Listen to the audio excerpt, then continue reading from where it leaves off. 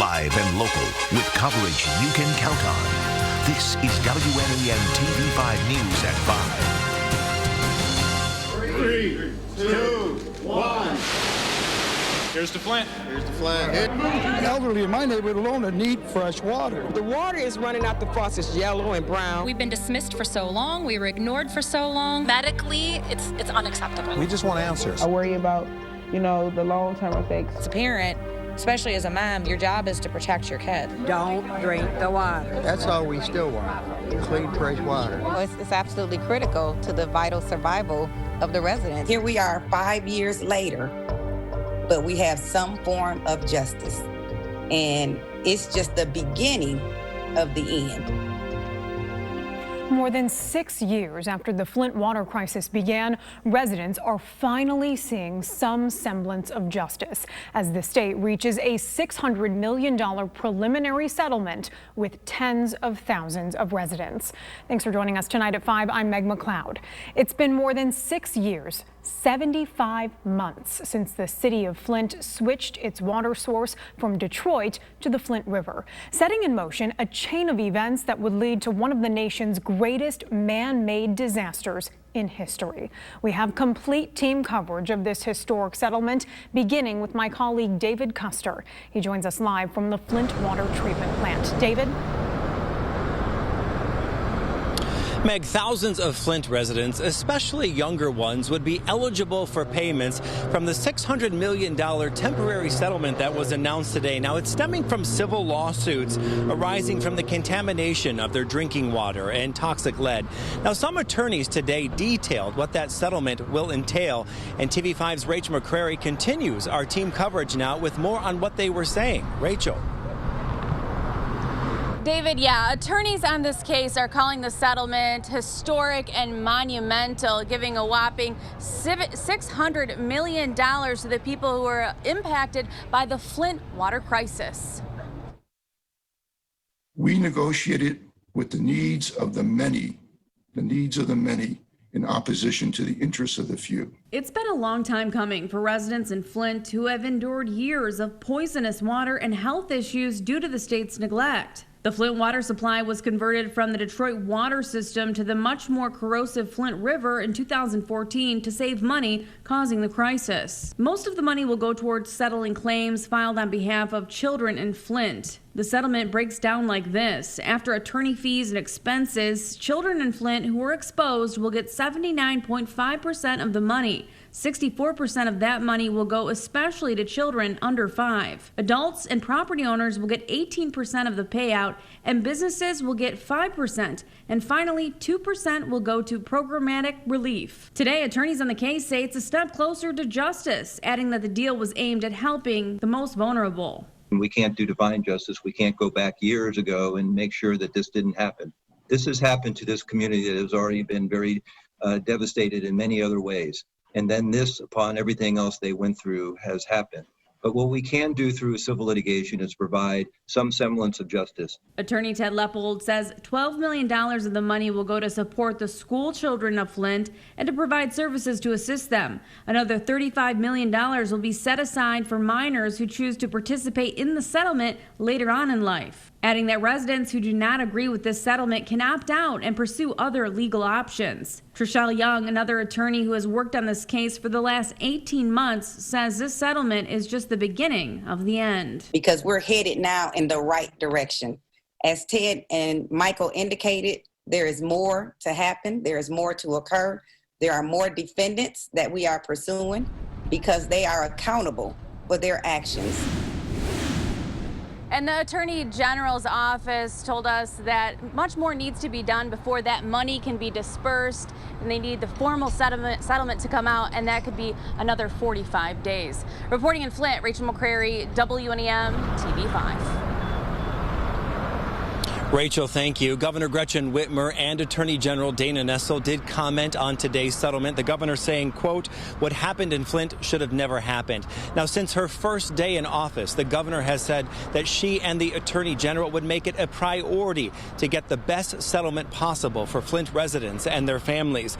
And getting that compensation is just one way that they are showing support for Flint families. I want to acknowledge that Flint residents have been beyond patient. We recognize that the settlement may not completely provide all that Flint needs. We hear and respect those voices and understand that healing Flint will take a long time. The uncertainty and troubles that the people of Flint have endured is unconscionable.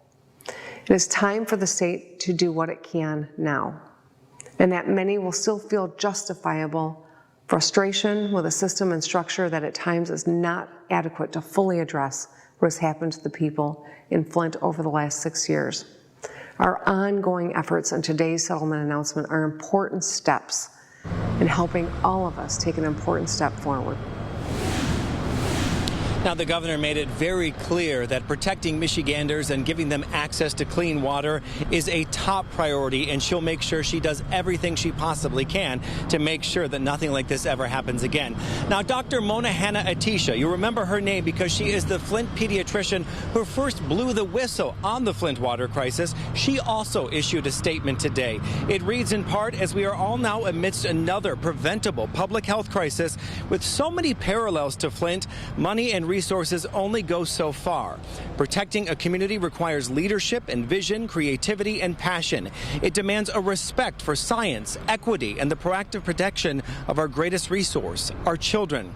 A statement from State Senator Jim Ananich reads, "The settlement is welcome news, but I have said from the very beginning that the demand for justice will not be satisfied until every person who had a hand in poisoning my city be held legally accountable, regardless of their political position or power." Now, many residents are reacting as well to the settlement that was announced earlier today. TV5's Trevor Sahaki spoke with several of those people, and he joins us now live in Flint with the latest. Trevor. Thanks, David. Here in Flint, the residents I've spoken to are still processing the settlement announcement. For a city that saw its health decline for years, the money is hard fought and well-deserved. Many residents still have questions, though. They wonder how much money the lawyers are going to get or what the exact payouts will be. Their distrust in government and official voices is deep-seated and long-lasting. One Flint man says the money doesn't mean anything to him. The emotional and mental toll from the crisis is something money can't fix. It's almost like we got PTSD with the water, because who gonna really drink it comfortably, like, you know what I'm saying, when people actually lost their lives to it.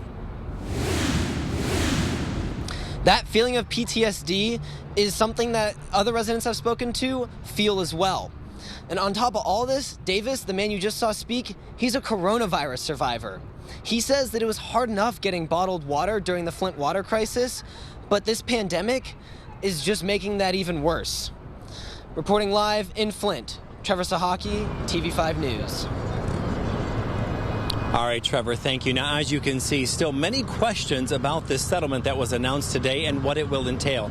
Now, we won't know for sure until a formal settlement is made, and that could take up to 45 days. Of course, we will stay on top of it and keep you posted.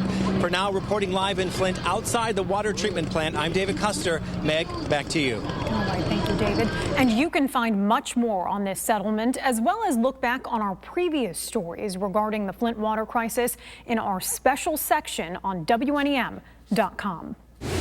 We're following more breaking news. High schools in the Upper Peninsula and much of northern Lower Michigan have the okay to compete in fall girls volleyball, boys soccer, and girls swimming and diving, but schools in other regions of the state will have to wait to hear more from the governor. The Michigan High School Athletic Association made that announcement today, giving schools in regions 6 and 8 of the governor's Safe Start plan the green light. Football is moved to the spring statewide.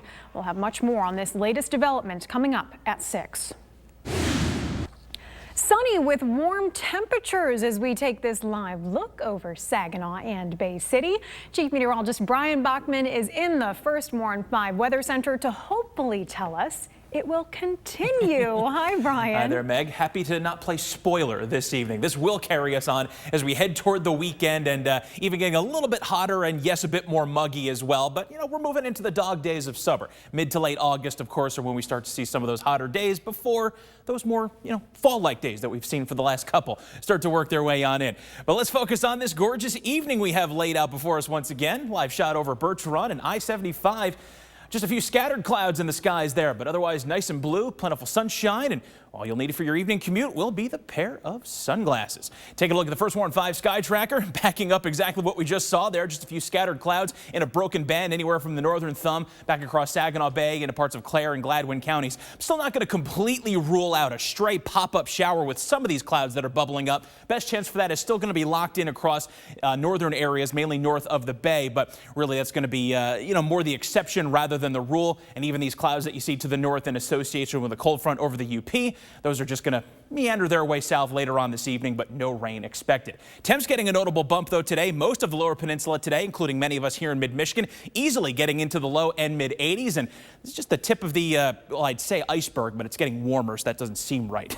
More on that in a little bit. But as far as your dog walking weather this evening, as we say hello to Zakiah, courtesy of his best friend, Victoria Bauer, we'll see temps in the 80s, headed toward the upper 70s around 8 o'clock with plenty of sun.